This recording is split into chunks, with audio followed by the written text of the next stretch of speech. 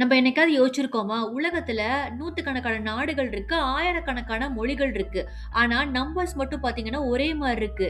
ஏன்? ஜப்பான்காரன் என்னென்னமோ கண்டுபிடிக்கிறான். நான் எதை அட கொஞ்சம் சும்மா இருயா, மனப்பாடம் பண்ணி ஓட்டிக்கிட்டு இருக்கேன். டேய், பெர்ஃபார்மன்ஸ் பண்ண வர்றா. உலகம் முழுக்க மொழிகள் 1000 இருந்தாலும், எண்கள் மட்டும் ஒண்ணா இருக்க 3 முக்கிய காரணங்களா சொல்றாங்க. 1, நாம் இன்று பயன்படுத்தக்கூடிய 0ல இருந்து 9க்குள்ளார எண்கள் இந்தியாவுல தான் உருவாச்சு. கிபி 500கள்ல ஆரியபட்டர் போன்ற இந்திய கணிதவியலாளர்கள் 0 அப்படிங்கிற ஒரு எண்ணை பயன்படுத்தி இடமதிப்பு பிளேஸ் வேல்யூ அப்படிங்கிற ஒரு முறைய உருவாக்குனாங்க.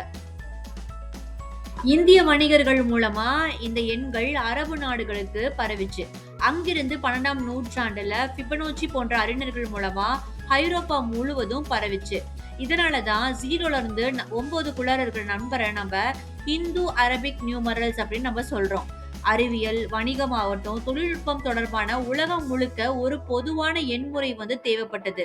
இந்த எண்கள் ரொம்ப எளிமையாகவும் குழப்பம் இல்லாமல் இருந்ததுனாலதான் உலகம் முழுக்க ஒரு பொதுவான மொழியா ஏற்றுக்கொள்ளப்பட்டது.